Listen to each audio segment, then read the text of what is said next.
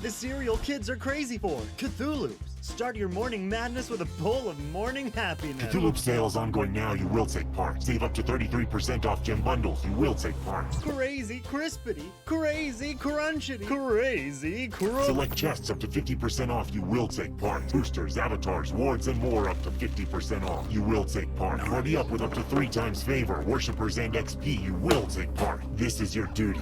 Crazy Cthulhu-y. Cthulhu. Surgeon General's warning, Cthulhu's are not of this world and should not be ingested by children or adults over the age of 80. Gems are not included as a prize because Cthulhu's are not real. Reality is meaningless, time is a construct. They not all hope when you ingest Cthulhu's. Use as directed, part of balanced breakfast.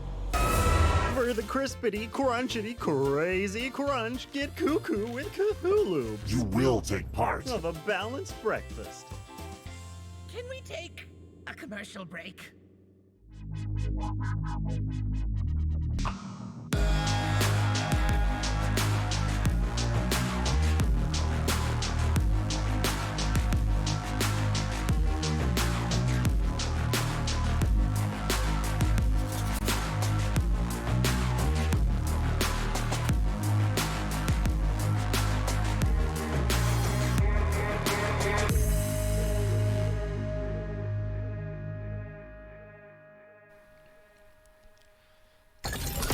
Happy Sunday, Smite fans. You are watching the North American SCC live from the Smite Pro League studio. I don't know if we ever gave this place a name, but you are watching the North American SCC. We've got a great matchup for you here today. My name is Dolson, but I can't do this alone. Taco joins me to discuss all things North American SCC. And Taco, this has been a region that's had some competitiveness over the last couple of weeks. Even last year in the SCC, we saw North America going back and forth, it felt like, every week. Definitely makes sense as well, given the fact that so many of these players, Dilson, I think, whether they were formerly in the Smite Pro League once upon a time ago, or just players that are kind of waiting for that transition in between period, I think that the North American SCC certainly has a pretty varying talent pool, and I think the level of competition right now is pretty reflected in the standings as well. Yeah, absolutely. And the week this week we had in the North American SCC had a lot of back and forth action. We saw the teams that we expected to see start to bring out some interesting picks and start to get some momentum going, because now you get to this point here where we're well underway in the phase, and so the wins start to become that much more important, especially when you have the level of competitiveness that we've gotten here. And so matchups like this, the Sturdy Artisans versus the Average Joes, you know, that this is really where you start to separate things out. We can take a look back at the week that we've had so far in the SCC over in EU. A couple of 3-game sets, as well as a 2-0 for Pandemonium over just F6. The Tiburones, remember, these guys were heavy hitters in North American SCC last year in Season 7. They fall 2-1 to Sleekness, a team that's had a pretty good run here so far. And then we're going to be bringing you the Sturdy Artisans versus the Average Joes right now. And then if you want to watch Herculean Hooves versus Winter Dogs, stay tuned after the SPL later on, because that match will get broadcasted then. So, Taco, we'll get a look at the standings here in a moment. These are the type of matchups, and you'll see, pretty close-knit still there in the middle. Sturdy Artisans versus Average Joes. When you're neck and neck with one another, 4th and 5th spot there, these are the types of games you got to win. Yeah, when I was with J-Mac on that Sleekness Tiburones set earlier on this weekend, it was actually pretty interesting to us, at least. Or, excuse me, not J-Mac, it was Mifflin that I was actually. That's right. No, you got some Chair 1 action. Hey, we throw Mifflin out to the side, It was almost like he wasn't even there sometimes. But, no, in all honesty, though, it was cool to us, at least, to see that kind of stiffness in the competition, because standings are rather important. We're starting to approach that part now, hitting week 4 with the Smite Challenger Circuit, and this is around that. It's not necessarily the mid-period just yet, but you're getting close. And early mid, I right. think for a team like the Average Joes, they haven't necessarily had that set victory just yet, and I think that this could be an excellent opportunity for them to at least get their mark on the board. Sure, and their opponents, the Sturdy Artisans, this is a roster with a lot of names that you'd recognize: Relentless One, Pagon, Maswal, Antics, and Griff. In a roster that we've become very used to here in the North American SCC, in one that I think always brings a certain level of intrigue to their matchups, because they always keep you on your toes, I think, in the types of picks that they bring out, but they've played together on such a consistent basis, and that's why a team like the Average Joes is going to have to really step up here. Uzi, Bayronary, Teepers, Promise, and Tuba. I would say maybe similar in the way that their team is built out. It's definitely going to be important, I think, for average Joes to try and keep track of exactly what's going down in those side lanes, possibly even look to try and just draft for a lot of side lane pressure even, because as far as the mid-jungle is concerned, somebody as experienced as Moswell, that's never going to be an easy feat to just try and outright overtake. I think it probably be in average Joe's best interest to try and work through either the solo or the duo lane. I think most particularly Uzi is someone that almost always comes to mind when El Leon was on this roster for the average Joes. I think that we would regularly see him try to facilitate map pressure through his solo laner, and as far as the synergy is concerned, with some of the roster shifts that have taken place here, it could really go either direction. Yeah, I think Uzi's just been quiet and consistent, quiet in a good way. Like when you make a lot of noise, sometimes it's for the wrong reasons over in the solo lane. Uzi has just, he's been putting in the work, and I think the solo lane a strong point to this average Joe's roster. Now, the roster that I brought up earlier on, the Sturdy Artisans team, Relentless One, Pagon, Moswell, Antics, and Griff, storied in the North American SCC just because of some of the tenure that we've seen. They were in Season 7 there as well. And I think the solo lane matchup here remains pretty important, not only with the focus around Uzi, but Relentless One as well has proven to be one of the better solo laners in the North American SCC. And solo lane isn't the only aspect of the Sturdy Artisans that is rather deadly. I think Griff has certainly been making ways for himself in the duo lane. Been seeing a lot of the more aggressive picks as well coming out of him, largely looking towards that of Onher, for example. And I think that there's a lot of versatility in this Sturdy Artisans roster as far as God pool selection choice is concerned. And of course, how could you ever forget about somebody like Pagon, who has been commonly dubbed in the North American scene, and I think most everyone at this point in Smite community has been able to recognize him for the nickname Pay-God, because he is quite regularly making some pretty miraculous plays happen. I think we've seen a lot of growth out of Pagon in the jungle as well. And getting to a point where your nickname is Pay-God requires some effort and a lot of practice, and Pagon has absolutely put that in. And so I think, not only standings-wise, Taco, but you just look at the names on both of these rosters and the performances they put in as of late. One team is 1-2, the other team yet to win. This should be, in theory, a pretty close matchup, right? I mean, in EU, you kind of get these lopsided, feels like Elysium's going to take down everyone. In North America, I feel like it gets a lot more muddled, and it's kind of a toss-up sometimes between these teams. It could definitely be a toss-up between these teams. I think right now, as it currently stands, despite the fact that Sturdy Artisans haven't actually had that victory outright that they are looking for, again, these are both teams that have not necessarily found their footing just yet in the standings, but that's not to say that it's impossible to believe, and Game 1 should be pretty interesting between these two. It should be. Picks and pans, I think, for the SEC is always fun to follow along with, as far as where we see priority breakdown from the SPL level down to the SCC level. Raijin, absolutely in that conversation. Raijin at the SPL level has been that god outside of like Tiamat, Morgan Le Fay. Raijin Taco tends to be the next one up. And this could be average Joes trying to possibly secure a Tiamat pick for themselves. But granted, first pick position, have to assume that Sturdy Artisans, they're not going to let that one slide by any means. Sobek actually being looked at a decent amount here in the Smite Challenger Circuit level. And Umoja, of course, going to join right alongside that support frontline base. But Osiris, definitely a hot contender pick that we've seen so many teams opt for time and time again. And as far as the average Joes are concerned, they seem as though they want to take their chances with a relatively safe pick early on. I mean, there's a lot of flexibility here as well with only the Osiris being locked in. Yeah, Lasbro went like 10-0 on Osiris yesterday, and so if you had any concerns about how good Osiris can be, if we're assuming this one goes to the jungle, how good Osiris can be out of the jungle, you should probably just re-watch the Olympus Bolt set from yesterday, because Lasbro kind of tore their opponents apart in that one. It felt bad to be a Valkyrie yesterday if you were going up against the Olympus Bolt, especially against the Lasbro Osiris. To catch back up here, Cerberus and Heimdall taken for the Sturdy Artisans. Interesting kind of priority here in the Hunter pool, Taco, I think, given what's still available. Artemis, namely, Rom has been pretty popular given the bow build.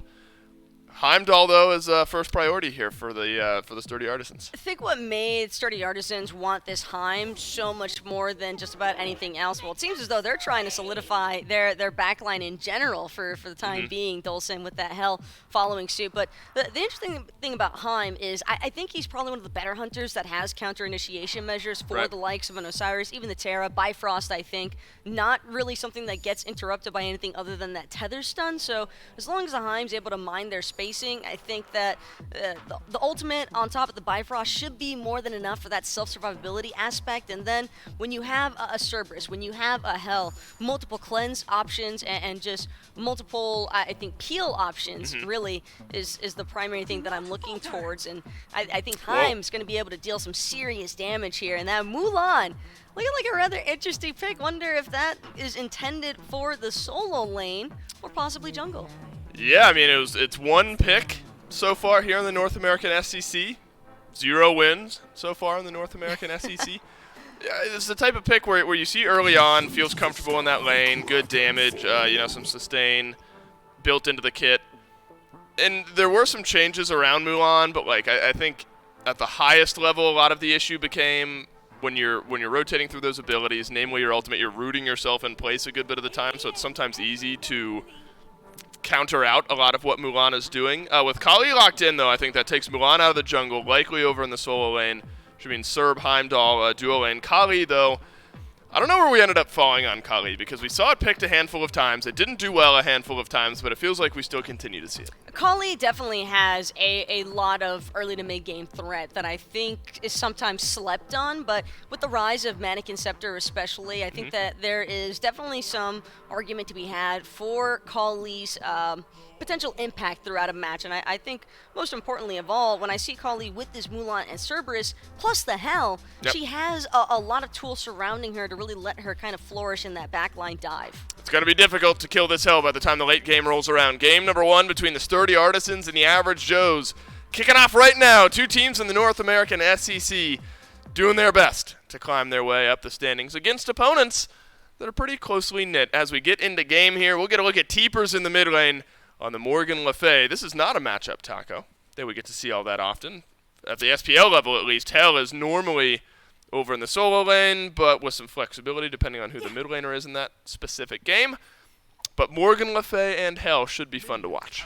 What I'm also curious to see in general is, like I kind of touched on before this set even began, a couple of roster changes that have really taken place here. I'm looking directly at Average Joes, especially Veroneri. He was formerly the mid laner for this team, and now it's going to be Teepers, a.k.a. the one and only Mitch Teep, representing with the Morgan Le Fay in mid lane. These players love their name changes, though, throughout the season. It's hard to keep up with sometimes, right? At times, yeah. But, I mean, I think it's that Twitter smite culture that, hey, look, that really keeps me, it's real simple for me. If you're considering changing your name, whatever's on my screen is what I'm going to say, And so if you want me to call you Teepers, then oh, good. He's Teepers. He's Teepers. From this point on. Right. I just wanted to get that clarifying factor because Mitch Teep is also someone that of course we have seen, spanning from his time in the console side of things, now here in the world of PC. But again, these are all players that I think are very familiar with each other. It extends far past just that ranked aspect alone, even because everybody knows there's that definite gap between ranked and casual gameplay into the challenger circuit level, and then one more step into that Smite Pro League. But at a competitive level of play, can't really say that I'm all that surprised by what's been taking place so far underneath these towers. Relentless One, however, trying to utilize some of that early game Mulan pressure. And you mentioned Mulan, Dolson, as kind of a hit-or-miss base god, and, well, she is quite literally fairly hit-or-miss with that chain. Yep. Feels like, you shoot out the arrow, it connects, you're feeling good in that trade, it misses, suddenly you're rooted, and the enemy can turn around some damage onto you. Feels like, this is really just yesterday, it was Awesome Jake and Barracuda that ran this lane, the Terra plus Izanami. And it looked good. I mean, it relied on Jake kind of throwing caution to the wind a handful of times, but Terra just walking forward, and then Barracuda being able to effectively trade despite there sometimes being a minion wave in range for the Valkyries yesterday. Just looked so good. And I find it interesting that now yet again we're seeing kind of these two paired together. Could be, Taco, maybe that Terra's just a really good support in general, and Izanami is a good hunter right now in general. But apparently the two of them together work well. A little bit of a comfort aspect involved here as well, I think, for Promise. And not only that, Antics using some of that ghastly breath, taking out some decent damage. But Veronetti, he's the one that's got to be careful. Pagan looking to make his presence known, wants this jungle buff invade, but will be spotted out by Osiris at the last second. There'll be a quick leap over the wall, and that's the disengagement. Just a slight delay for both of these junglers here. And I guess getting back to it as far as his Terra matchup is concerned, have to remember she can be immune to knockups depending on how well she's actually able to utilize the rocks, aka the monoliths, to prevent herself from being pulled in by that Stingent Torment. So that could be, I think that's what makes the Earthen Fury an even more dangerous counter initiation measure. Well, Antics takes some good damage here as Promise runs him down just a little bit, takes asunder. But Antics will leap away. It's a root onto Antics, though, and this is what we saw yesterday. Watch out, Promise's first blood gonna be there. It is, but it's Antics that ends up getting the kill, and the Sturdy Artisans on board first. And now Griff, with a 1-level lead, can chase down Tuba a little bit further. Antics has got to be careful here because Tuba can just turn down the damage, but Ghastly Breath will burn him down, and Griff's got one. Antics has got one. Sturdy Artisans sweep the duo lane. Such an unfortunate initiation there from Promise. I think he had the right idea, even got that Sunder charge off. That's what brought Antics so low in the first place, but Tuba unable to follow up right away. Can't tell if it was just a little bit more focus onto that wave clear priority that got him a bit distracted, but if he'd been able to dash in just a second or two sooner, Antics is a goner every single day of the week here at Dulcin. So with that lead now being clearly established here in the duo lane, you have to remember Tuba is really the one who's going to be suffering the most out of all of this. Pagan won't be able to strip away the purple buff, but it might not matter because he's after Tuba regardless. Yeah, and the destruction will get used, and the destruction will help find the kill. Promise now has to worry about staying alive. We'll get a stun onto Pagan. Bayronary's made his way to the left side of the map. Could be a kill and will be a kill onto Pagan as the ultimate was not available any longer, so the average Joe's able to at least get one back. But this left side of the map has just been a war zone, and the average Joes haven't been winning that war. Cutting it extremely close there as well. Veronetti nearly ended up losing out on that kill against Pagan, but the punish has to go down. Whenever a jungler is diving in between your T1 and T2 tower, there has to be some kind of repercussions there. You can't allow Pagan to get away with murder like that. So I like seeing the rotation out of Veronetti. I think that he's obviously made it known that it's not going to be that easy to try and suppress his duo lane, but again, I think a lot of the damage has already been done as far as Tuba is concerned. That secondary death just means all the more farm time for Griff. He's already got that Ickful online, and as an Izanami, you typically want to be the lane aggressor, but now Tuba, he's going to have to just sit alongside that tower line. I mean, Antics alone could bring him down to half health with a nice paralyzing spit into the Ghastly Breath. It's about a 1,500 gold lead right now for the Sturdy Artisans. Not huge in the grand scheme of Smite, but pretty big when you're considering that we're only 5.5 minutes in to this game. A lot of it probably over on the left side of the map where Griff has gotten a kill and an assist on the first blood and felt pretty comfortable sitting back and farming. So Izanami got a little scaling to do here. Luckily, it's only about a half level, it seems like, that Tuba is behind Griff, and there's plenty of scale potential in the Iza as well as over on the Heimdall. Always interesting to watch what Kali players want to build, and I'll return to that thought as Promise is locked in between a few members of the Sturdy Artisans here. Antics will leap out. Pagan has to use the ultimate and might actually turn it around for a kill on a Bayronary. The healing is there from Oswald, but not enough to keep the jungler alive. Both junglers down, but Antics down for the Sturdy Artisans makes all the difference in the world here. Tuba nearly hits Oswald with that ultimate. Griff not able to participate in this fight, really. That's actually an effective trade for the average Joes. If that Dark Portal had actually connected, the slow might have been enough to help Promise further secure the kill there up against Moswell. But that was a beautiful outplay there by Veronetti. Pagan looked as though he's about to get the better end of him there off the destruction in that Kali. And, well, Lord of the Afterlife, I was expecting Veronetti to try and run with Lord of the Afterlife. But he said, running is for cowards. I'd rather go in regardless. And you know what, Dulcin? It ends up working out, and so far, I would definitely say that this Osiris has been a very big focal point for the average Joes. Veronetti definitely taking full advantage of these warrior measures and that scaling in the early game. Absolutely. And we can return some of our conversation to Pagon, I think, here. It's always fun to watch with these auto-attack-centric junglers build. No surprise that Mannequin Scepter is the first item overall, or the starter item chosen for Pagon here. Sometimes with like the Erlong Shen and even the Osiris that we actually see Bayroneri building here is the Ikavale. But Golden Blade was the starter of choice for Pagon before maybe moving into something like the Ikavale. And so maybe some assist with the early clear there. Doesn't even seem as though Pagan's interested in picking up that Ickfold, period. He's going right into the Odibo. Off of the Golden Blade, and Golden Blade is definitely an item that we've seen kind of fall out of the meta in a sense. So many junglers, I think, tending to prioritize that Ickfold stone cutting or serrated blade options in comparison to the rest of that katana tree. So to see Pagan now, all Tuba found himself in a spot of trouble, and that's going to be a clean solo kill here for Griff. That T2 Odibo advantage, but I think as far as Tuba is concerned, maybe he felt as though brawling was his only way out, knew that his jungler was going to be rotating in. Griff trying to escape where he can. Wow. And the Bifrost utilization just before the tether stun can apply, and now Promise in a whole world of trouble. Yeah, there's a collapse coming in here. Oh no, Griff gets chased down by Bayroneri nonetheless. Promise does go down, and it's Pagon who gets the kill here. Some damage from Teepers from the mid lane will connect onto Moswell, but not enough to make this Morgan Le Fay uncomfortable just yet. Here's the re-engage. Pagon with the ultimate, should he need it, will use it now. Moswell able to assist and get the kill onto Bayroneri. Teepers trying to run away, but it's Pagon with his third of the game.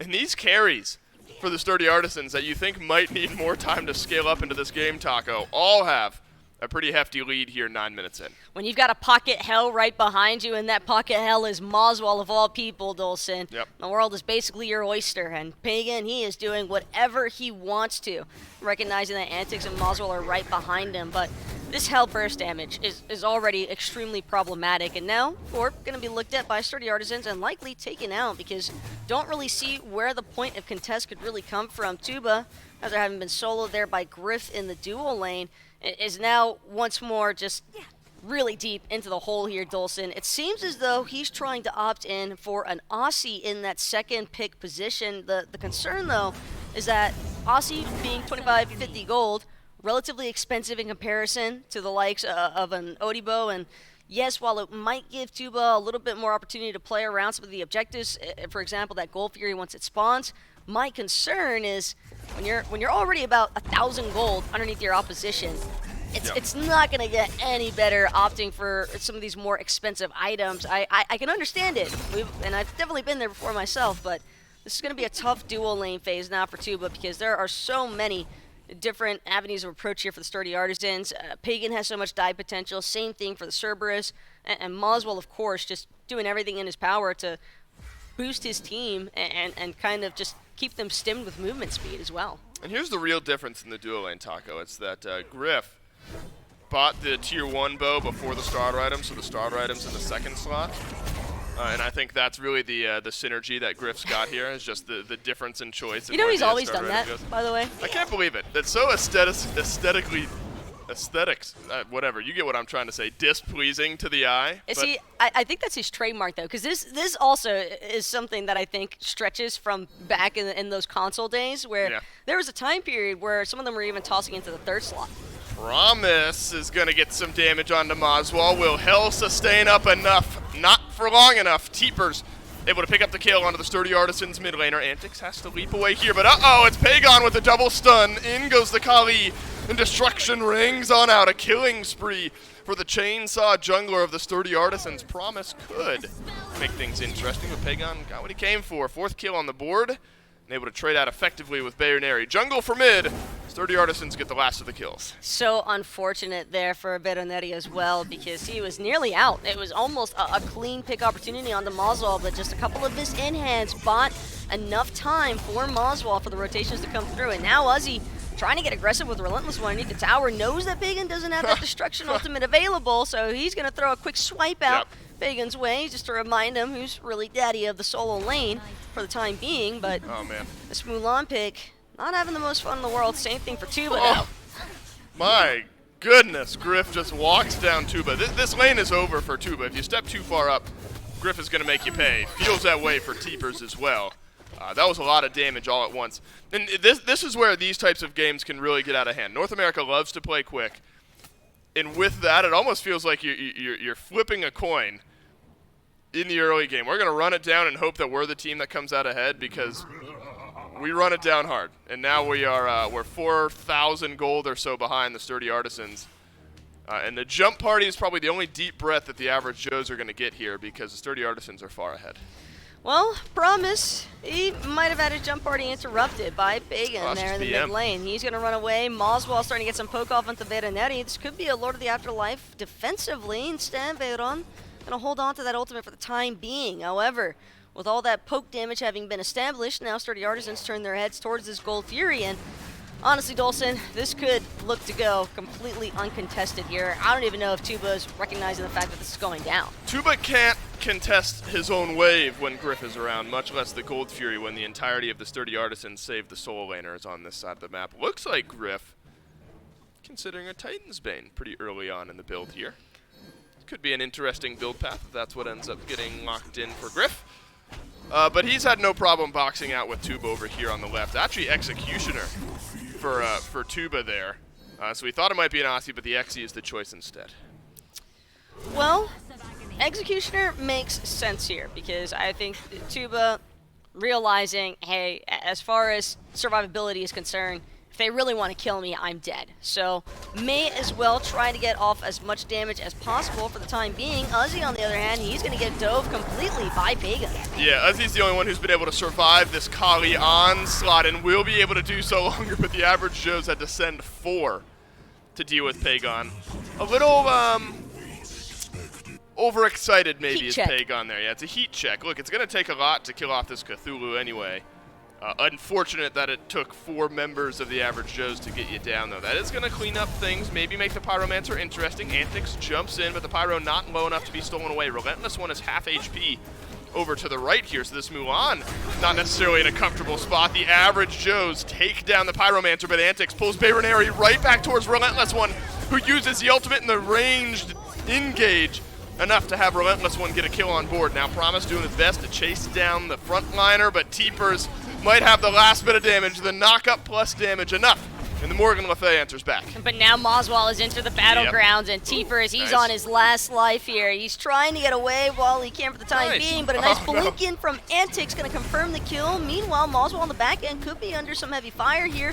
Quick cleanse just to keep himself alive for the time being, and Pagan will punish Promise in the process. Uzi, he lived one time before, but I don't know if he's going to be able to repeat it a second time. Pagan waiting on that ultimate to come back. 3/4 of the way there. Might come back as we're walking under tower here if Pagan even needs it. Gets the heal anyway, and then the jump back in onto Tuba. Could be bad to worse here for the average Joes. Pagan still does not have the ultimate. Takes a couple Phoenix shots, but the swapping of Phoenix aggro there is perfect from the Sturdy Artisans. Pagan finally gets his ult, will use it, and he'll survive. Well executed dive there under a Phoenix 15 minutes in. Oh, and by the way, Griff, he's just been split pushing this entire time. T2 tower, fallen. Promise gonna barely manage to prevent this left side Phoenix from going down at around that 15.5-minute mark, Dolson, but there is so much map pressure in favor of the Sturdy Artisans. What was once a relatively close game just completely blown wide open. And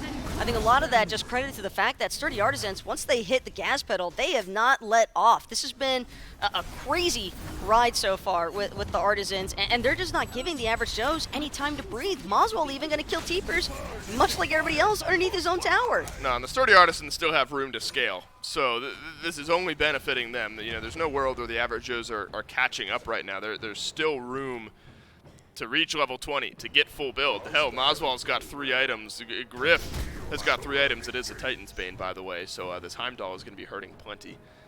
But, you know, everyone from the average Joe is still playing catch-up, but the problem is the Sturdy Artisans are widening that gap a little bit further. So we're 16 minutes in. Fire Giant still stands here, Taco, but it feels like the type of thing where we're waiting until we want to do it, and the Sturdy Artisans can probably group up and take down this FG at any point. This is one of those circumstances where I think it's okay to begin forfeiting the idea of really winning game 1 and just start thinking more so of the conversation surrounding game 2 here, as Tuba very likely to be killed. It's only a matter of time. Pagan and Griff kind of just staring down their food for viewing pleasure. Tuba will do what he can to try and buy some time, but unfortunately Uzi not going to be able to close the gap soon enough. Instead, it's going to be a grapple back in, and now Relentless One with the Divine Mastery off the charge. Frenzy gets used here, but it's by Uzi, and there's not a lot of Frenzy being turned around onto the Sturdy Artisans. Pagan with the destruction waiting in the wings. Could leap over the wall at any given moment here and re-engage in on this fight. Teepers is going to close the gap. Antics with the Stygian Torment. There's the leap over the wall from Pagan, and the mid laner is the perfect target. A good fear from Teepers makes Pagan get out, and then the DOT gets the Sturdy Artisans jungler down. And so what you thought started off as a great fight is now the 4th death of the game for this Kali, and so that's where a lot of the pressure's been coming from for the Sturdy Artisans, and the average Joes can live fear-free from this Kali for at least the next 30 seconds. But there's still Moswall to be dealt with. Level 18 held. Griff is level 18 as well, and that kill on Pagan would feel a little bit more satisfying if it wasn't a bit of mostly player error involved with this kill. Pagan just overextending his welcome on Average Joe's side of the map. I can appreciate the signs of life, though, from Average Joe's. It shows that mentally, at least, they're still participating, and again, they're in the game. It does extend back to what I was just mentioning about, there's nothing wrong with having Game 2 conversations. I think as far as Game 1 is concerned, what really went south here for the Average Joes is that they fed too much into that early game aggression from the Sturdy Artisans. They didn't really get an opportunity to try and just settle down and really look to hammer down on farming it out. I think Tuba might have overestimated his power spikes on this Izanami, most importantly with that Sickle Strike. She can be incredibly strong at boxing out in the early game and does typically have that auto attack speed advantage against the likes of an Osiris, but that early double kill in duo, Antics getting the first blood, it just shut down so much of Izanami's early game pressure. And with that in mind, again, you would typically expect, okay, well, now I just sit on my tower line, now I just chill it out, but that wasn't the case for Tuba. He Nope. kept trying to box with Griff, and at a certain point, you just have to recognize you're not going to really walk away with that one. There's the old jungle 1v1, but this is one Pagan should feel plenty comfortable in. Veronary, no chance in the world here to survive, and so Pagan will get the 8th kill. Looks like Tuba. Look, I'm not going to say Tuba tried to box again, because we don't see exactly what happened there, but Griff is winning that fight every single time and has been winning that fight every single time. Here's some engage from Relentless One. The ranged and AoE knockup from that Mulan helps lock down a target. And it's Uzi who falls prey to Pagan once more. So 9 kills on the board for this Kali. All Phoenixes are up, but we're going Titan diving, I suppose. Stygian Torment on to Promise, who gets pulled right back in. The chain CC connects, and Promise slowly being melted away. Pagan playing gatekeeper to the fountain. Will try to keep Promise out a little bit longer, unsuccessful in doing so. Sturdy Artisans, you gotta turn around, you gotta get one of these Phoenixes. Griff is able to get that done. But this is all the Sturdy Artisans were after. They were just buying so much distraction factor for Griff that now he gets the best Phoenix of the entire game. Moswall gonna expend the Aegis, and I think that was more Moswall being generous than anything else. Not sold on the actual kill potential here, but now Veronetti, he's respawned and he's out for blood. Moswall has been on a tear this game as well, 4-1-8, and will continue to do so. Look at the good sustain to keep the hell into the fight. Pagan alone in the back line, though. Moswall will finally clean up one of the kills. Now Moswall on a killing spree. Some minions make their way onto the Average Joe's Titan. Promise can't make it back into the base here. So Moswall will get the easiest double of his life. We've seen a lot of this, Taco, kind of the juggling back and forth in these team fights. We've effectively been fighting since the last Mulan ult came up, and Relentless One has used his second from the previous fight. A triple kill for Moswall. There are 2 somewhat squishy targets in the base of the Average Joes. It's a quadra kill for Moswall. Set him up and knock him down, baby. Moswall, get the last one. Come on, pentakill. Oh, no, the Phoenix isn't going to ruin it. The last bit of damage is in, and it's a pentakill for Moswall. It's what we were headed for the entire game, and the hell has got all 5. I thought for sure that Sturdy Artisans had just did Moswall so dirty. I thought with that Phoenix pressure being toggled back to him, but of course, Moswall, mechanical genius extraordinaire, Yep. He just makes it happen. The heal, the ability combo usage, it's just beautiful hell gameplay. Really couldn't ask for more out of Moswall. I mean, guy is a world champion for a reason. That's right. Yeah, the hell looking fantastic here. 9-1-8 was 4-1-8 leading on into that. You know, Go ahead. do you think it's interesting that Malzwa went from being an outwash player to a Hellmane? Why is that interesting? You know, my smite brain is small, so you're gonna have to really lay it out. He went from the utmost of anti-heal Right. to the Oh, utmost got it. of player heal. Yeah, no, that isn't. Look, you fall to the dark side at some point eventually. And Malzwa complains about healers all the time. Right, I was though. gonna. Right, I mean, you know, healing is the dark side. And Moswell's gone to it and got a pentakill on it, so I'd like to hear what Moswell has to say for himself after a game like this. Pagon's got a double, could chase down a penta of his own, especially if the average Joes keep funneling in one by one by one. Blink on in, already he's got 2, might have 3, and it is a triple for Pagon. Can Uzi and Tuba walk far enough forward to give another pentakill to the Sturdy Artisans? This is brutal right now, Dolson. This is entirely the Sturdy Artisans understanding full well their advantages in this game, and Tuba and Uzi recognizing the only safety net they really have to fall back on for the time being is actually inside of their Titan room itself. Mid I don't think Phoenix the Titan's gonna exposed, help. left side Phoenix exposed. Well, you don't know. Titan does hit pretty hard. He hits a little bit harder though when 2 Phoenixes aren't already missing. Yeah, and the But- third is about to be missing. But the and third there's is a fire about to go giant. down, yes. And Griff does have the Titan's Bane plus the chin size, so it's not looking promising God. here for Uzi, just like for Veronetti. He's going to get eliminated. I was wondering 30 if we would kills. see another penta. Now it's Relentless One's chance, because Relentless One's got the first, so nobody can get a penta except for Relentless One here. Some crits hitting antics here. That's Tuba swinging out a lot of damage. But it's a killing spree for Griff instead, and at this point the Sturdy Artisan's just running him down. Pagon, though, a lot of the damage that was going to hit onto that Titan is now off. Griff doing his best to box out with Uzi. A Stygian Torment will pull Tuba right back into the Lion's Den. Relentless One has the second of the fight for the Mulan, and now the Fire Minions make their way onto the Titan. We're playing with our food a little bit here for the Sturdy Artisans. This game will end shortly, and it'll be the Sturdy Artisans coming out on top. It'll end as soon as the Sturdy Artisans want it to, and it seems as though that want it to period is right now. Maybe only after Mitch Teepers has actually fallen. Seems to be the primary game plan here. And now with Teepers dead again alongside of Tuba and No, Promise, we're who's game going to over. respawn shortly. Moswell, he's going to make sure to Nice. get the full benefit of Yes. that alternate timeline. Alternate timeline, love it. Look, Moswell, you get a penta, and then you go into the fountain and then proc the alternate timeline. Yeah, that game happened. It was the Sturdy Artisans allowing the average Joes to experience Smite. The average Joes loaded into game 1, and shortly after loading into game 1, wanted to be out of game number 1. This one really just starts up. It feels like in the duo lane taco where the Sturdy Artisans just start to roll things over. It started in duo. It extended to everywhere else rather quickly as well. I think that Pagan, especially on that call lead, just really started to take over there. Hey, we'll wake up and smell the coffee. A pentakill will start off this Sunday in Smite competitive action. Can we get another? Stick around for game 2 to find out.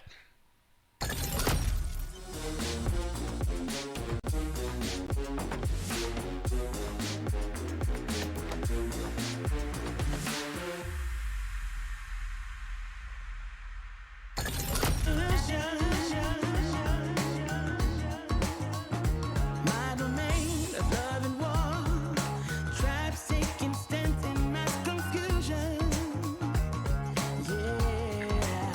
Yeah, in this never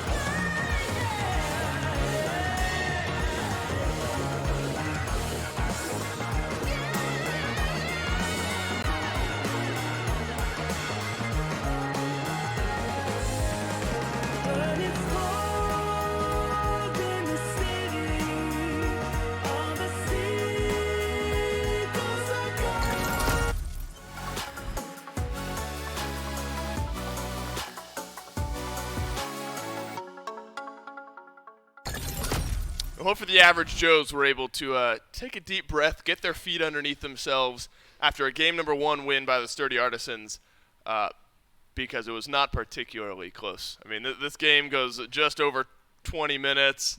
Got penta kills rolling on through, 30-plus kills for the Sturdy Artisans, but that's NASCC. And they love to hold down that W key and run things forward. Taco, we talked a little bit before we threw to break about how we got here. You know, Duo Lane started with a lot of the pressure. Pagan on this Kali got off to a great start.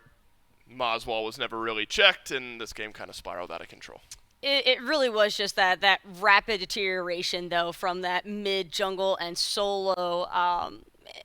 I guess I can't really call it pressure because it's not like Pagan had so much outright pressure. I think it was mostly just the fact that Pagan was able to find kills early on, and when you get a late-game god like Kali with 4 kills stacked up before the 15-minute mark even, that's exactly where you'd want to be if you are the Sturdy Artisans. And I think most importantly of all, the fact that you mentioned, Moswell going unchecked the entire time.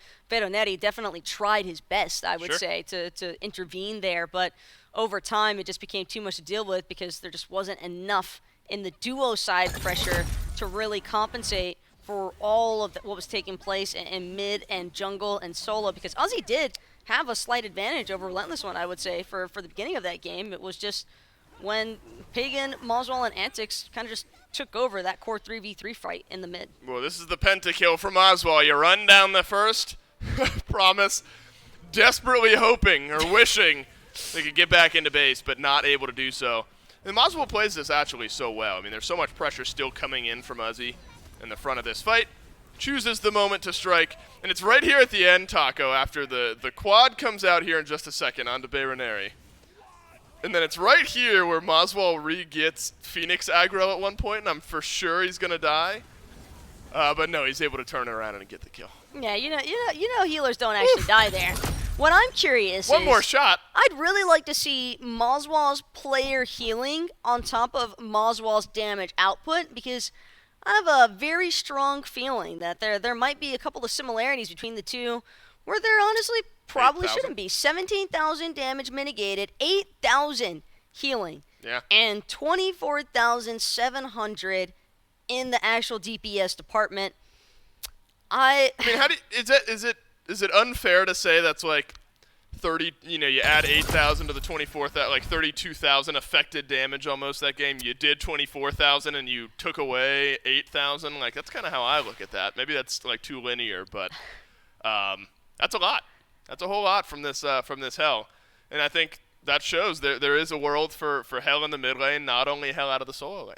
Hell and Afro and healers in general are in a very interesting position when it comes to Smite game, Dolson, because there's just something about a god that can heal as much as the damage output that they are providing that makes the game rather interesting. It does make things very interesting. We don't see a lot of Aphrodite, but we do see plenty of hell. Maybe we will see more hell in the ban column here in Picks and Pans for game number 2. Average Joes find themselves in the first pick slot after the Sturdy Artisans take game number 1. And so things, I was going to say, things get interesting around the mid lane here. And it is worth mentioning that Pagan and Moswell are swapping roles here for game number 2. So I believe that means Moswell will be in the jungle, Pagan will be in mid, and then Promise and Tuba also swapping roles here for game number 2. So some role swaps in game itself could make a difference. Role swaps or not, no hell and still no Raijin for the Sturdy Artisans.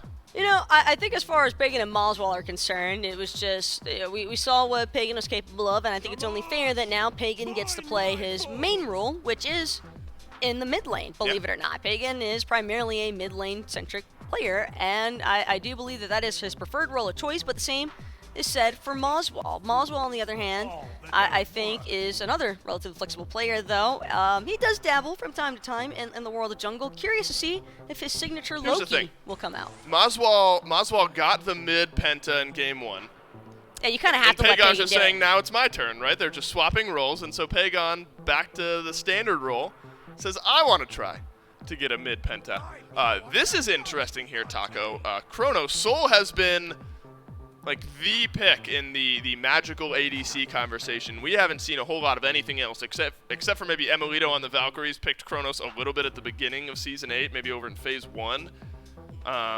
Could be mid, I guess, but also could be ADC here for the Sturdy Artisans. Pagan definitely likes his Kronos, but the same for Griff. And yes, this is going to be, I have no doubts in my mind, the signature Loki Moswall. And whether or not he is in the top threshold of Loki players is to be determined, given that he is here now in the Challenger circuit. No, I actually think Moswall could be the best Loki, but it's a bold statement to make, given the fact that he doesn't actually have the opportunity to take his Loki against the likes of the rest of the Smite Pro League. Currently, you know, he's just here in the Challenger circuit, trying to debut his true power with this guy. Right. We'll get our.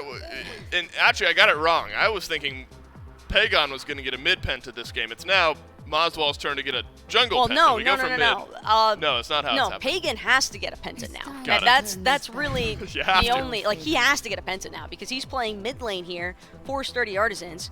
And if Moswall gets a pentakill, but Pagan doesn't get a pentakill, and both those guys love playing mid, then by default, I think you just gotta let Moswall play mid. That's a good point. That's right. They're trying out for the. You know, nobody's in threat of not being on the team, but they're in threat of permanent role swaps if Moswall just does that much better in mid. So the Thoth getting locked in. Answer some of our questions for us here, Taco. Will be Kronos over in the duo lane. It leaves Thoth in the mid lane. And again, we saw Thoth yesterday. It was the mid lane pick for the Olympus Bolts up against the Valhalla Valkyries, and it looked okay there. And we've seen Thoth once in the North American SCC, 100% win rate. The question is usually somewhat easy to dive. Do you think there's enough dive on the average Joes to make Thoth uncomfortable? My issue with the average Joe's composition is, assuming that this is Athena solo, and I do believe that it'd probably be Athena solo. I believe Tuba a little bit more preference towards that Sobek support, but could be either or. To be completely honest, I guess only game one, only time will tell. That's right. Well, here's the good news, Taco. Game number 2 will answer all of our questions. Yes, Sturdy game Artisans versus we're forgetting what happened in game 1 for the average Joes. This might as well be game 1 as far as the mental goes if you're in the average Joes team here. And we will have our questions answered. It is indeed Uzi on Athena solo. Tuba will be playing Sobek. Leaving Promise on the Izanami here this game. So it is the same Hunter pick for the average Joes, but a different player playing that pick. What does this lane look like to you? Because, look, the Sturdy Artisans were able to run things down there in game 1. The Heimdall got off to an incredible start, never really looked back since then. Now you got a Fafnir plus Kronos up against a Sobek plus Izanami. Well, Griff is probably going to be a priority target here for the average Joes. Magical ADCs definitely don't have a whole lot of HP to work with, and if Tuba's able to find some nice plucks, force out an early purification beats, then life could be good for the average Joes in this dual lane. On the other hand, Griff might have even enhanced his survivability aspect, given the fact that, well... Run away! Oh, excuse me, that's going to be Antics getting pulled in first, but he's going to take the scenic route through the Draugr pit territory, waiting to be level 2. You just got to die here. Just a couple more ways to be cleared. A nice horrific M1, but wow, the clear is good from Griff. Wow, Griff got a kill. What? No way. With the way that started off, yeah, I'm for sure that Tuba's going to die there. Or that Antics is going to die there, but instead Griff is able to grab the damage and turn this lane around. And so once the cooldowns come back up, there is threat for Tuba, but plenty of health on that Sobek. Oh no, Antics in range of the tower, but able to leap out. And then we saw fighting in the mid lane. I think between these two teams, chaos is about what we've got on the menu here. Yeah, Teeper's in, Vedonetti definitely getting the better end of Moswall and Pagan at the start. Although a much more aggressive lane, but Tuba, he's going to be... It's happening again. He's just another victim. It's happening again, Taco. There's a more duo lane play. It's exactly how game 1 happened, where First Blood went over to the Sturdy Artisans in the duo lane, and then one or the other between the Hunter or the ADC, whoever was left alive, stuck around too long, and then the second kill rolled through. Moswall, the Loki goat, makes his way to the right side, and Relentless One now on the board. The exact opposite of how the average Joes wanted game 2 to start. And now, poor Teepers just kind of stranded on an island here. Uzi does have that teleport available, however, so won't really miss out on much as far as farm is concerned. It's more so the fact that Moswall making his presence known in this solo lane and ganking it at level 3 to be exact. That is some steep early game pressure that this Erlungshin and Loki are trying to expand upon, as the first blue buff has spawned, or respawned I should say, and now that's going to be an invade from this Loki Erlong. All the while, Teepers possibly going to get soloed here if he's not careful. Oh, the flicker. Good flicker. Everyone's just running down everyone right now. This is going to be difficult to keep up with. Tuba, died earlier on. Has come back to lane. Now down way sub half HP. About a third HP. So there's a purple buff here for the Sturdy Artisans should they want to take this pressure into the jungle. But things have just been going so well in lane. Not sure why you move. Pagon nearly gets a solo kill a moment ago. Now gets soloed out by Bayronary. And the average Joes have signs of life. And it's in the jungle. This Gilgamesh needed some early pressure. You're able to put it on Pagon in the mid. Hey, Thought's the one that has the ability to evade and punish, but it's Thought getting punished in the end there as Antics tries to help secure a nice time stop there for Griff, but the stun going to be just a bit shy of its target on Tuba, and Tuba in the support position, Dulcin, you have to imagine that this is just Promise saying, hey, maybe I'll have some better luck with it, but when your dual lane gets double killed yet again in that pre-level 5 stance, it just makes the rest of the laning phase so incredibly difficult because you are pretty much forced to just sit underneath your T1 tower. The question I have is, where do the average Joes go as far as map pressure is concerned? Because we saw a little bit from Veronetti with this Gilgamesh. I mean, Pagan used that dash a little bit too aggressively, gets caught out. But on that same note, I don't know if Veronetti is really going to have that many opportunities as a lone Gilgamesh, because we've seen how much the Sturdy Artisans love grouping. We've seen how much they love roaming in pairs and trios, and I think that even for Veronetti to find that heads-up play, it might just be too little of an impact given how much pressure has already trickled in from the side lanes in favor of Sturdy Artisans. Relentless One now gets some more help around a blue buff on the average Joe side of the map, but Tuba is here as well. That makes this an immediate 3 versus 2, and actually a 4 versus 2 if Teepers continues the rotation in. Blue buff invaded successfully by the Sturdy Artisans. Taunt gets used though by Relentless One here. Now there's a pluck back on in, so a heal will help out Relentless One, but avoiding a good bit of the damage. But big taunt in from Uzi as well, keeps things interesting. Relentless One taunted back through once more, a double stun, connects its way into the average Joe's composition, and it's Mazwal who picks up the return kill. So blue buff invade plus a kill onto Tuba. The Relentless One going down maybe makes the kill trade a little bit better for the average Joes. Antics got to be careful though, hitting that D-transformation straight into the Draconic Flames, but Teepers doesn't have the damage just yet at only level 6. This Merlin still needs a little bit more time before he's up and running. Promise, on the other hand, will manage to secure his purple buff with the utilization of that Dark Portal, so a small victory in the dual lane, but Griff already got that Spear of the Magus online, has that 10% CDR as well from the starter that he opted for, and, well, Dulcin, it's not looking the best, but it's not looking the worst yet either for average Joes. And I think the main issue I'm also starting to see here developing is that Sturdy Artisans, they're playing so much on this solo pressure. Ooh, Baronary blinks in, speed buff invade. Mazwal had no health and no mana, and Baronary continuing to be the sliver of hope for this average Joe's team here in game 2. It's going to be a speed buff invade for the Gilgamesh, and Relentless One has consistently been pretty low against this Athena here on the right side of the map. Pagon sends some damage Bayronary's way as Antics with the hammer will keep the Gilgamesh right in place. Winds of Shamash down, Final Judgment flies on in. Pagon has not gotten the kill yet, and instead Bayronary on the killing spree. Relentless One is at least able to trade back, but Pagon had to use the beads to try to stay in that fight. Doesn't have the Aegis yet, and so Pagon does end up going down, but Bayronary is traded out. But now Mazwal, he's back into the fray, just popped fresh out of base, and as that Yoan's fully online, going to be able to force the Purification Beads out of Teepers there in mid off of the assassination, and now it's going to be Teepers looking for the escape. Antics plucked back into tower potentially, but quick Fafnir dash out, and he's fine for the time being. Griff and Promise have continually been battling it out here in this lane as well. Could be the old 1v1. Griff does not have his ultimate. Promise does not either. Stun is there. Oh, the last auto nearly takes Griff down, but Griff gets the better of Promise in the 1v1 on the left of the map. And now you have to imagine that this lane is kind of a no-go zone for Promise as far as trying to outduel Griff. It's a 2-level lead plus a whole heap of gold that Griff is going to be able to go back and spend now.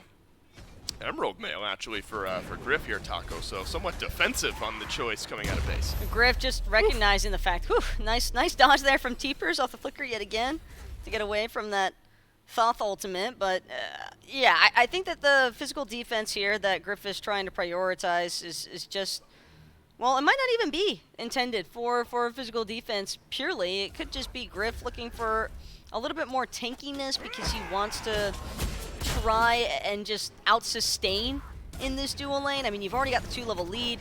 Promise, without those purification beads, he is just... It's happening again! He's just a goner. It's happening. What is with the duo lane here in this set? It just solo kills being run down on cooldown. Griff on a killing spree now. Emerald Mail, defense or not. That Spear of the Magus plus Sands of Time is doing absolute work for Griff here in this lane. Flat Pen feels pretty good, I guess, against Izanami at when she's at level 7. It's the experience lead as well. I mean, Right. Griff's abilities, that's what he's playing for at this point in time. And Promise, he keeps trying to clear, kind of falling into the same cycle that Tuba did of game 1. But because of that, this Athena pick that Uzi has drafted for, and this is something I didn't really get a chance to talk about because there was so much action taking place, is Uzi just This getting Athena used pick, and this one? abused. Yeah, this Athena pick is one we're going to talk about, I guess, Yeah. the one that's being 3-manned by the Sturdy Well, Artisans. There's still some value in the pick, though. I just think it's funny timing. We're about to talk about the value of the pick, and the Sturdy Artisans maybe agree with the value of that pick. They try to put Uzi behind by a nice 3-man collapse onto Uzi. So 15 seconds without the Athena, but could be a fight brewing around the corner. As Antic sends a hammer Teeper's way and then leaps on forward. Will use the transformation as Tuba is left alone. Pagon weaves some damage on in. Another stun onto Tuba. Final Judgment is just short with the dash forward and the wall. Adds on that range. Bayronari now caught in between 4. There's the ultimate from Uzi. Back from base to close the gap back in. Bayronari takes the last bit of damage. It's Relentless one on the board. But Teepers, he's already expended the flicker, so he'll wind up falling as well. Moswell with another kill, 3 dead so far. Make that 4 as Moswell collects a double, but now Promise has made the rotation over from no. duo, but it might just be a unanimous team effort of death here for the Average Joes, as all 4 members that tried rotating in wind up falling in the end. Griff, though, going to be unsuccessful with the secure on that speed buff. Tuba letting Griff know who's really boss, but Oh, no. Tuba will pay with his life. That taunt short-lived. Might have secured the speed buff, but couldn't secure an escape because he chose to expend that Sunder into the pluck. A rather aggressive move there by the Sobek, who was entirely alone, but maybe he had anticipated at least being able to pull Griff's purification beads, but Griff, he knew he had the boys right behind him. He was not concerned in the slightest, and we really do not get many opportunities to talk about this Athena because it's just non-stop action. Bayronari's gotten a kill on a Pagon elsewhere on the map. Now Uzi's going to get run down. Was a decent lead, actually, for Uzi. Uzi felt like he was, or it felt like Uzi was out-brawling Relentless One over in the solo lane there, but now a 2-level lead for Relentless One. Closes up that gap pretty heftily. 3-level lead for Griff over here on left still, so Promise.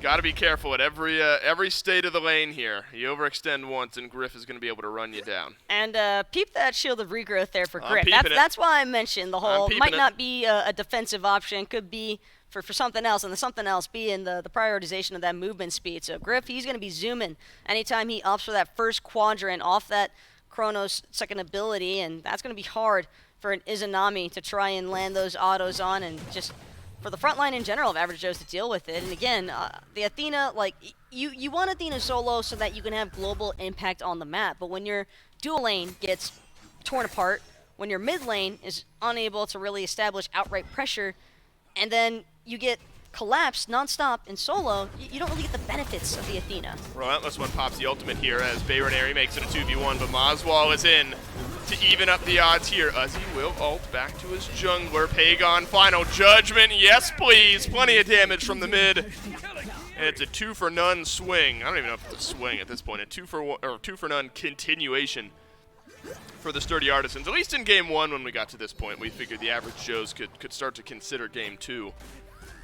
At this point, the Average Joes are thinking about what's for lunch and whether or not they want to scrim this week going into their next matchups, because this one's at a 5K gold lead, 12 minutes in, Taco, and this is not a lead the Sturdy Artisans are likely to fumble. Silver lining, though, for Average Joe's. You have to remember, this is a relatively new look for the team. Bedonetti, he has been the primary mid laner for Average Joe's for the vast majority of the Smite Challenger circuit, but with El Leon's departure from this team and these new roster changes taking place, Bedonetti now undergoing a new You role. gotta stop shouting people out from the Average Joes. Every time you're giving props to somebody, I'm keeping track of where they're at. they're getting jumped on every single time. Griff gets jumped on by 3. Able to utilize the ultimate to top off that health bar. Tuba takes a little bit of damage, but Griff is gonna get out here. And yeah, this is why the cavalry just around the corner from the Sturdy Artisans. Gem of Isolation picked up for Pagon here, so you thought it was annoying enough to play against a Thoth. Now he's going to be slowing you down every single time he hits one of those, and Promise is not able to get out of range. And this is what we've seen time and time again. You know, 1 kill falls, the Average Joe's unable to disengage quickly enough. And yeah, that'll be a double kill for Griff. Yes, please. All right, Taco, what do we got in the SPL today? We've got some good matchups. Should be some fun to watch those. Last day of the phase. We're on the home stretch here in Game 2, you feel like, for the Sturdy Artisans. This is getting pretty tough to believe that Average Joes have many opportunities to turn it around. Sturdy Artisans realistically just have to keep most of their team from randomly disconnecting in the game. Yep. And I mean, you know, I'll throw him a bone. I'll throw him a bone, to be fair. For as far as Average Joes are concerned, again, the roster changes definitely make some pretty big changes here. But Yeah, this of course. Sturdy Artisans draft in general, I know that their record of the standings right now isn't the greatest, but with all the changes that have taken place with this Sturdy Artisans roster, it is only a matter of time, I think. And I could definitely see this team as one of the top contenders, if not the top team, Right. in the North American SCC over time. Yeah, it's all about growth, right? I mean, it's about improving. This is, you're going to have a lot of data. Like, if you want to find some good in here, you're going to have a lot of data to turn things around and decide where things went wrong. A couple of picks, though. And the death timer's not short. Pagon's dead for 35 seconds, unfortunately. Unfortunately, Moswall is also going to be dead. Excuse me, Moswall's going to get a kill on a Promise and make Promise dead for a little bit longer. Now the rundown commences. A rampage is what Moswall's on right now. 6-1 and 7 for this Loki. Tuba, no safety underneath the tier 1 tower.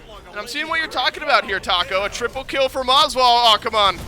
Do it to him. Baronary gets the drop kick. A quad around the corner, but Relentless One takes it away.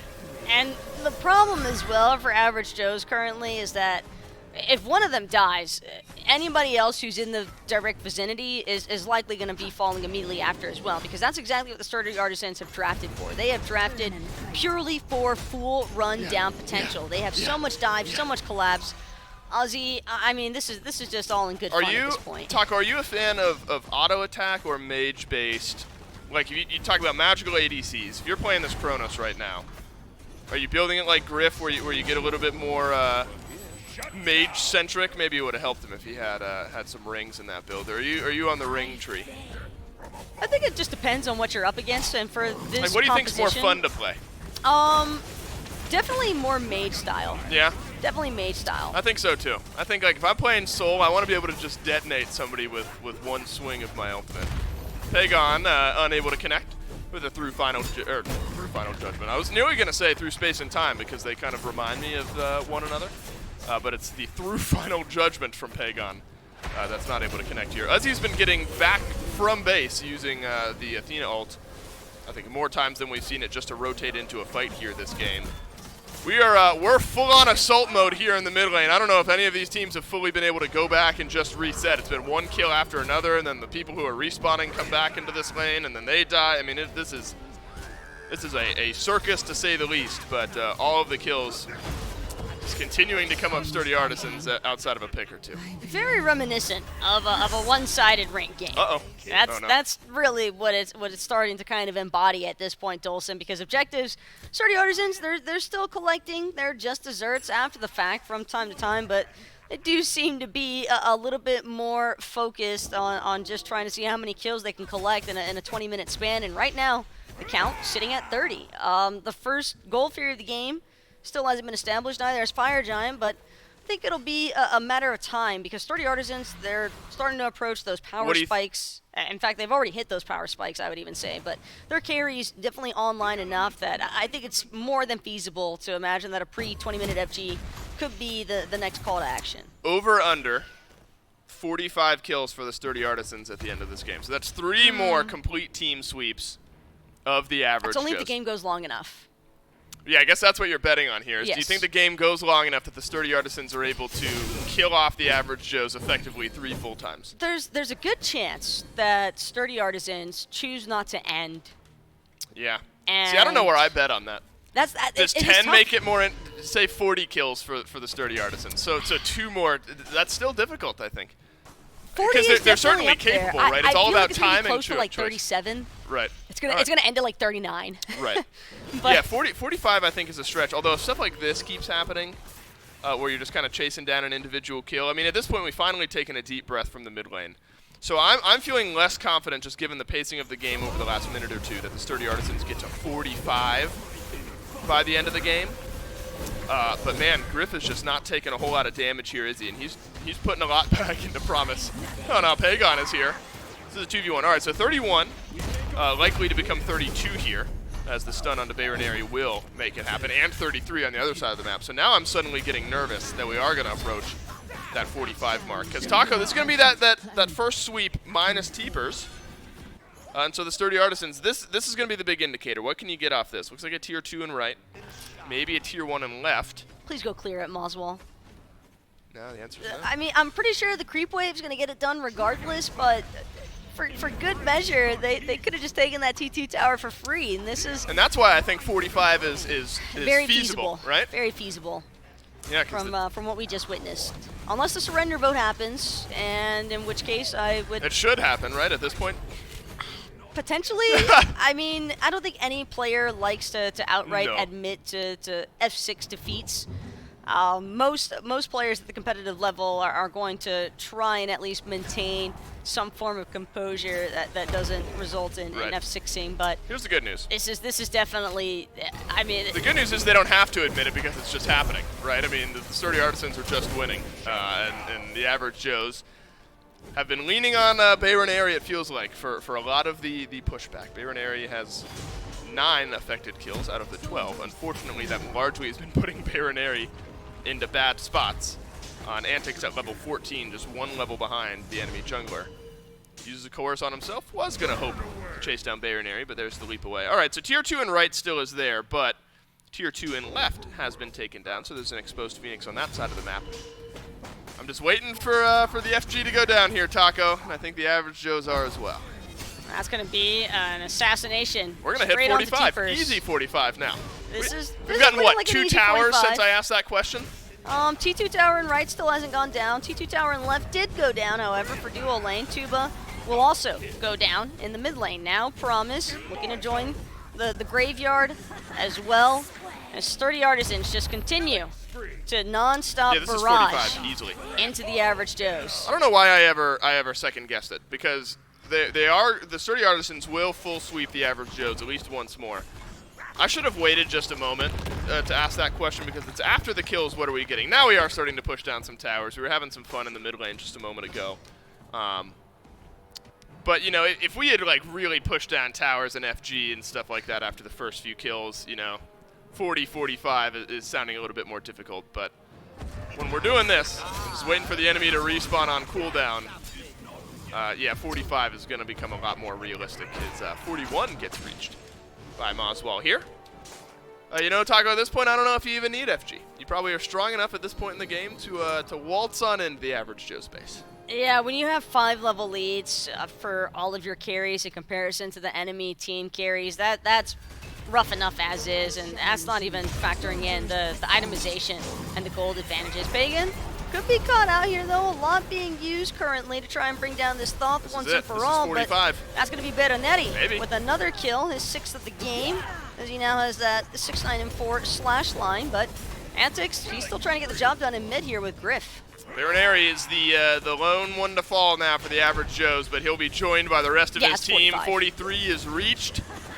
Tuba and Promise, the last two separating the Sturdy Artisans from 45.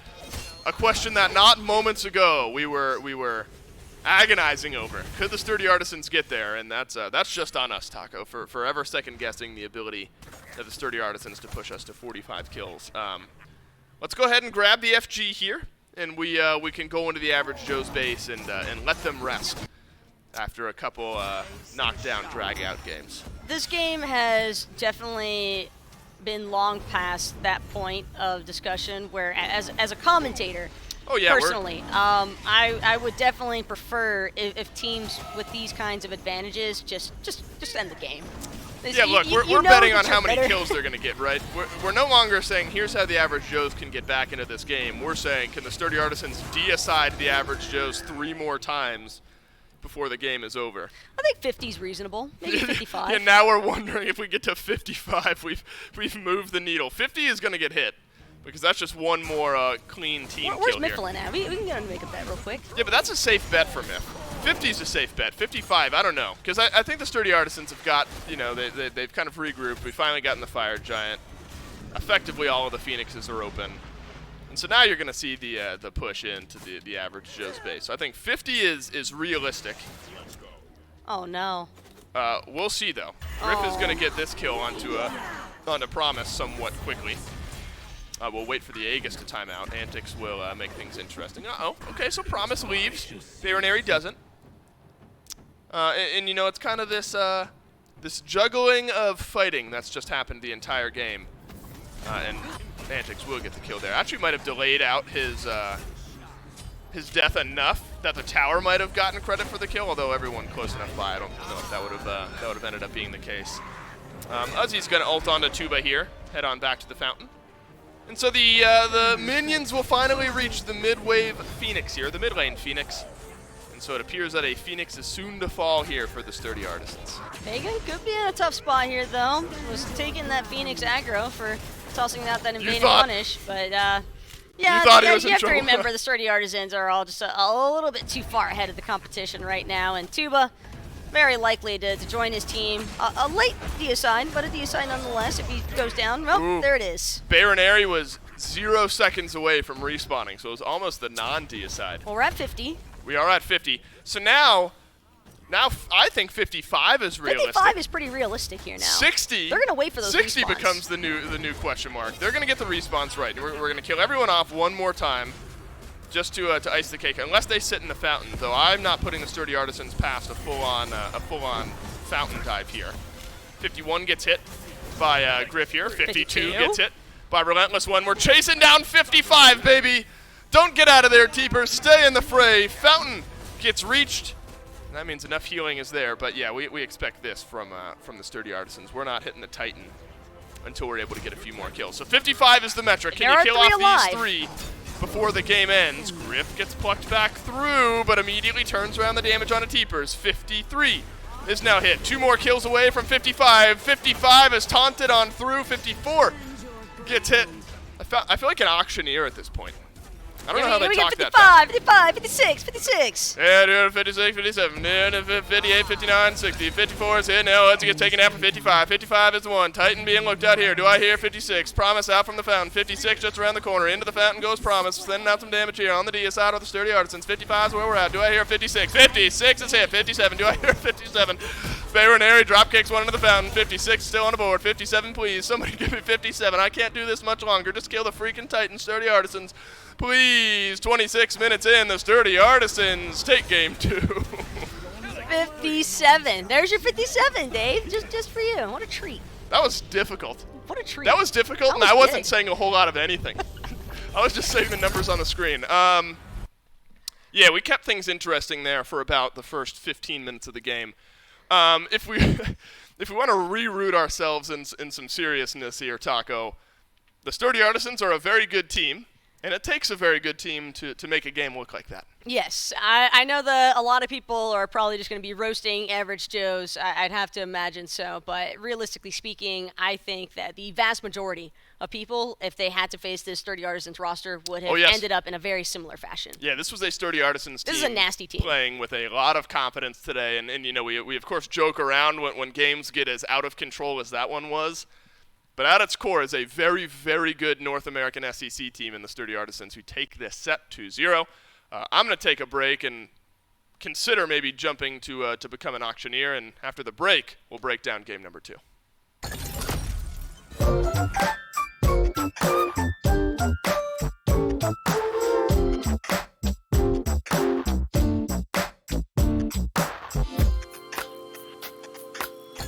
The truth, it takes more than will.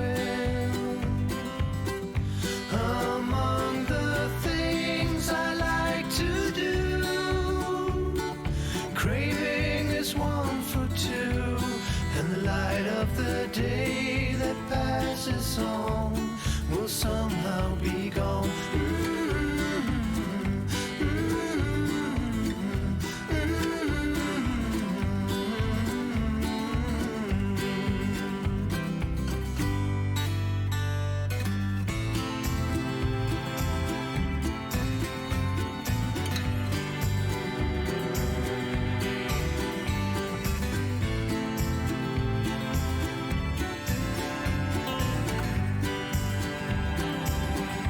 Among the things I like to do, craving is one for two, and the light of the day that passes on will somehow be gone.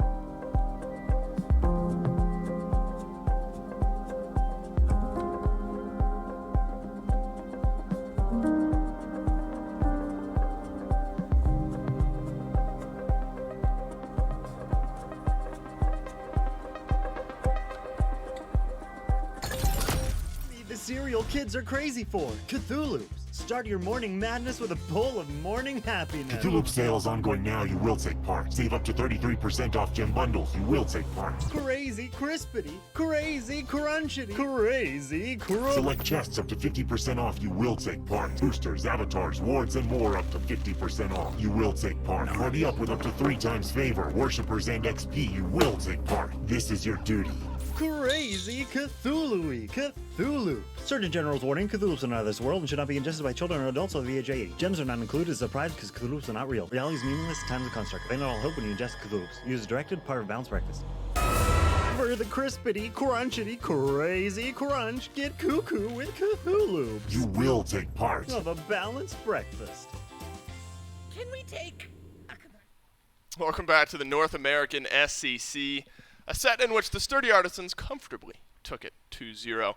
And in that Cthulhu's commercial, That is a real Cthulhu skin, by the way, the like toon-looking one, and it's actually one of my favorite skins in a very long time. So not only should you jump in game for the Cthulhu's gem sale that's going on from now until September 6th, there's also discounted chests, things like that, but also that Cthulhu skin that you see on screen right now is in game, and it's hilarious and scary all in one.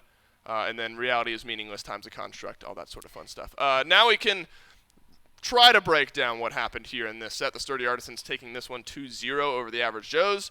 And Taco, you and I were kind of discussing as the break was going on.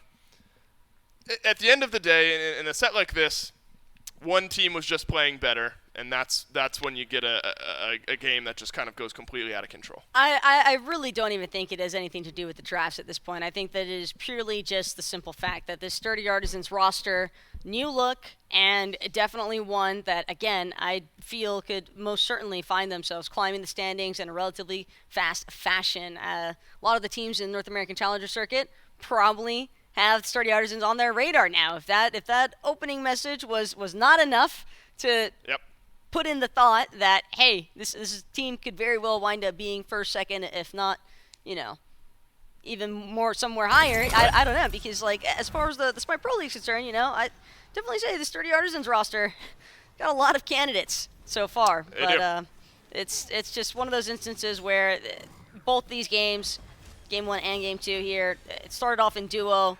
It just quickly ran over everywhere else. And for a long period of time throughout both these matches as well, Dolson, it wasn't even the Sturdy Artisans pushing for objectives. They were just letting the creep wave pressure alone. Average Joes, I think, kind of forgot what it felt like to farm even. Yeah, when it got to a point where we were not only wondering, we were not wondering who was going to win the game, but how many kills the Sturdy Artisans were going to end the game with. We're 18 minutes in, and the Sturdy Artisans have 30 kills on the table here. This was actually where everything kind of started. We are dead even here. We're a minute and 40 seconds into the game. Antics is so low. The Average Joes aren't able to finish up the kill, and then the Sturdy Artisans, in fact, turn it around and get a couple more. So I think Antics had a few miraculous escapes and played pretty well in the Fafnir here this game. Yeah, the old KDAs here are going to tell an interesting story. Pagon feeding his brain out at 10, 6, and 27 on the Thoth here. Forgettable, I think, for the Average Joes. Imagine all four members on Artisans having double-digit kills. I think that is kind of... That's a lot of damage. That's all you really need to see. And 34,000, yes. 34,000, 35,000, 25,000. Moswell still top damage, though. Antics did 13,000 damage, which is higher than Teepers on the enemy team, the enemy Merlin. Yes. Look, it's easy to pile on a game like this. It's time, and we've talked a little bit about how the Average Joes, they go through some roster swaps. That it's time to build up this roster, improve moving forward. For the Sturdy Artisans, it's about keeping up this momentum. And the synergy. Say again? Oh, I was saying and the synergy. And the synergy, right. Because, look, you look back at the schedule this week, and there are very good teams in the North American SCC. You watch a matchup like this, and you're thinking far and away the Sturdy Artisans are the best team in North America. There's no way anyone could come close. There are a lot of very close matchups here. Sleekness and Tiburones go 3. Herculean Hooves versus the Winter Dogs, as the standings will let us know here in just a moment, are the two undefeated teams on top of the North American SCC. So, if you want to watch the two undefeated North American SCC teams battle it out, make sure to stay tuned after the SPL today, because the Winter Dogs and the Herculean Hooves will be battling it out. But look, Taco, this is a Sturdy Artisans team that just hung like 60 on the Average Joes, and they've still lost a couple of matchups in the SCC. It certainly is, and that's why I was mentioning that the standings not necessarily a great reflection, I don't think, for this new look the Sturdy Artisans have really undergone, because with the additions of Moswell and Pagan now undergoing this dynamic of the mid and jungle role swaps that Sturdy Artisans are now able to do, it's kind of threatening if you think about it. I've always personally wanted to see team rosters that have players that are multi-role talented enough to actually make these kinds of shifts happen throughout a set, because it's just a hard play style in general to deal with. That's a good point. We don't see that really ever, right? No. We're like mid-set. No one ever does you that. actually make a strategic role swap to change things out? I think one of the coolest things ever. I don't know if it'll ever happen, but at least as far as Smite Pro League is concerned. But if you can get like a team of like 5 players that can all play at least one of each other's roles, Yeah. and then you just get to constantly role swap in between matches for what you think would be best as far as like drafting is concerned and things Yeah. like that, it adds a different kind of level to Smite. Have we ever been anywhere close to that? Like where a team This might be is- one of the closest that we've You think? gotten. Yes. Might be. That is it for the SCC today. We've got some great SPL matches coming up here today, though. The Leviathans versus the Solar Scarabs and the Jade Dragons versus the Titans. If you missed the Warriors versus Kings matchup yesterday, don't worry, you didn't actually miss it on Monday. That is tomorrow, for those of us like me who forget what day it is often. The Kings and the Warriors will play their SPL matchup from yesterday tomorrow. It got rescheduled to Monday, August 30th at 1 p.m. Eastern Time. So we'll have a special SPL broadcast tomorrow at 1 p.m. The Warriors and the Kings will be playing their matchup. And that one's pretty important as well. Remember, Kings and Bolts battling it out for that first or second seed going in to the Phase 2 playoffs. We've had a pretty long week in the SPL up to this point. Still a couple important matchups to round out the weekend here, Taco. As I mentioned, the Leviathans versus the Solar Scarabs. We'll be playing things out, as well as the Jade Dragons and the Tartarus Titans. So, with Phase 2 playoffs around the corner, we get our last look at some of the top 4 teams in the Leviathans and the Dragons. Yeah, this is an important set for the Dragons as far as playoff seeding is concerned. But as far as I'm aware, I believe the Tartarus Titans don't actually have the eligibility to I don't think they overtake do. the Jade Dragons just because of previous sets that have resulted in those standing points and the win-loss measures as well as some head-to-head records. But as far as the Jade Dragons are concerned, this is a really critical set given their loss earlier on to the Camelot Kings, and now I think the Leviathans as well, looking to try and continue that leapfrog potential with that victory over the Olympus Bolts. And we're going to have conversations that will be had around opportunities. The Leviathans at 9-4 right now, the King 9-3. Again, the desk will break all of this down going into that Leviathans matchup where the Leviathans could potentially end up lots of teams neck and neck. If nothing else, it's all about getting your last look at these top 4 teams, top 6 teams going into the Phase 2 playoffs, and that's where your confidence will stand next weekend when Tournament Smite kicks back off. The SPL, just in about 33 minutes time, so you got some time. Get up, go get a snack, go get a drink, and then settle back in. The Atlantis Leviathans versus the Solar Scarabs will kick off the final day of the SPL this week, 1 p.m. Eastern Time. Stick around. We'll see you soon.